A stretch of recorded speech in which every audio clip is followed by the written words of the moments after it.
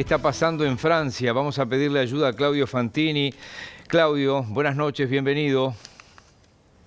¿Qué tal? Muy buenas noches, Miguel. Buenas noches, Rosario. Un Hola, gusto Claudio. saludarlos. Seguro uno desde estas tierras no da crédito a lo que está viendo.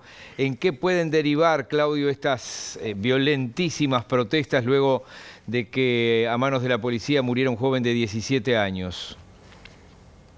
Bueno, yo creo, Miguel, que dado que la protesta es espontánea y anárquica, o sea, detrás de quienes salen a protestar de una manera muy violenta y encienden automóviles como si fueran antorchas y queman locales, queman todo aquello a lo que no pueden acceder por la situación de marginación que sienten, en la que sienten vivir, pero se trata de manifestaciones espontáneas, no organizadas.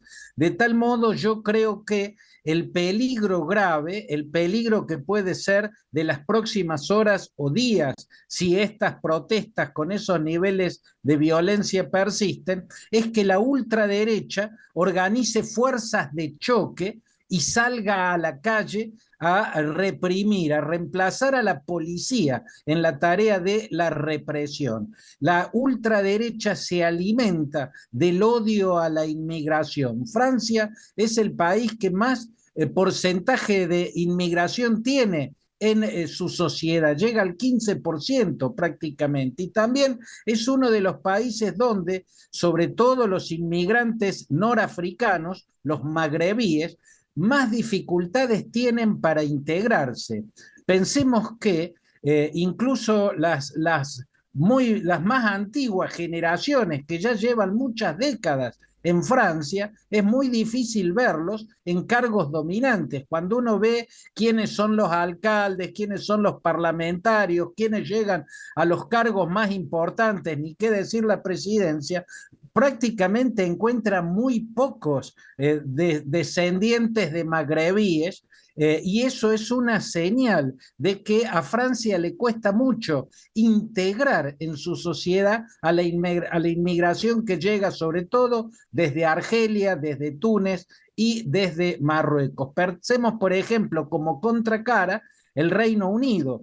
En Gran Bretaña los principales cargos, o varios de los principales cargos, están en manos de hijos de inmigrantes. Rishi Sunak, el primer ministro de Gran Bretaña, es descendiente de indios e incluso cuando asumió juró por el Bhagavad Gita o Gita, que es uno de los textos sagrados del hinduismo. Sadiq Khan ya lleva muchos años como alcalde de Londres, que es uno de los cargos gubernamentales más importantes en el Reino Unido. Sadiq Khan es descendiente de pakistaníes y es de religión musulmana. Y recientemente se convirtió en primer ministro de Escocia, Humza Yousaf, que también es descendiente de pakistaníes y es de religión islámica. Esto pasa del otro lado del Canal de la Mancha, pero en Francia, donde hay muchas generaciones de inmigrantes, es muy difícil verlos en los cargos predominantes. Por eso,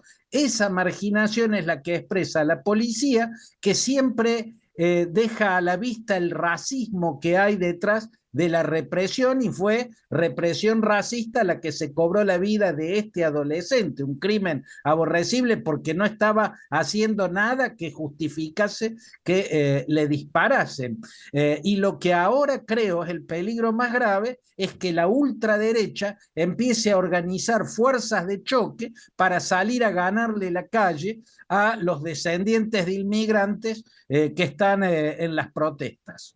Claudio, ¿en qué se diferencia justamente esta modalidad de protesta allí en Francia con la que ya es tradición por esos lares?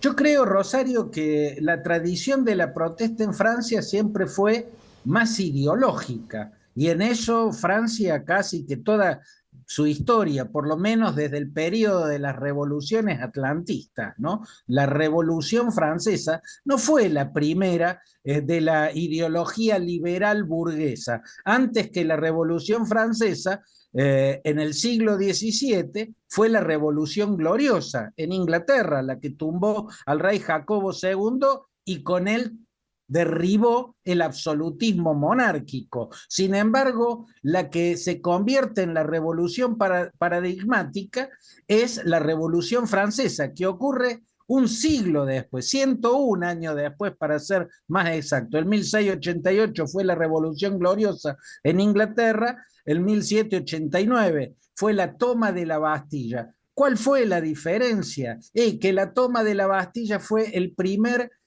protagonismo de las masas, el primer gran protagonismo de las masas, pero fue una revolución ideológica, estaban los intelectuales del iluminismo atrás, los intelectuales de la ilustración detrás de la Revolución Francesa. Más acá en el tiempo, otra de las grandes revueltas paradigmáticas fue el Mayo francés de 1968, bajo el liderazgo de Rudy el Rojo, ¿no? Cuando los muchachos de la Sorbona, los estudiantes, salieron en Nanterre y en París a hacer barricadas, ¿no? Las mayores barricadas fueron en el barrio latino, pero luego se expandieron cuando se unieron a los estudiantes, los obreros de Renault, por toda Francia. Y también estaba, por un lado, esa década efervescente de las revoluciones culturales de la juventud de la década del 60 en todo el mundo, ¿no? En Inglaterra se manifestaba a través de la cultura psicodélica, la generación beat, el arte pop. Bueno, en Francia los estudiantes salieron a levantar barricadas en el barrio latino y había una cuestión ideológica por detrás, el sueño de la revolución.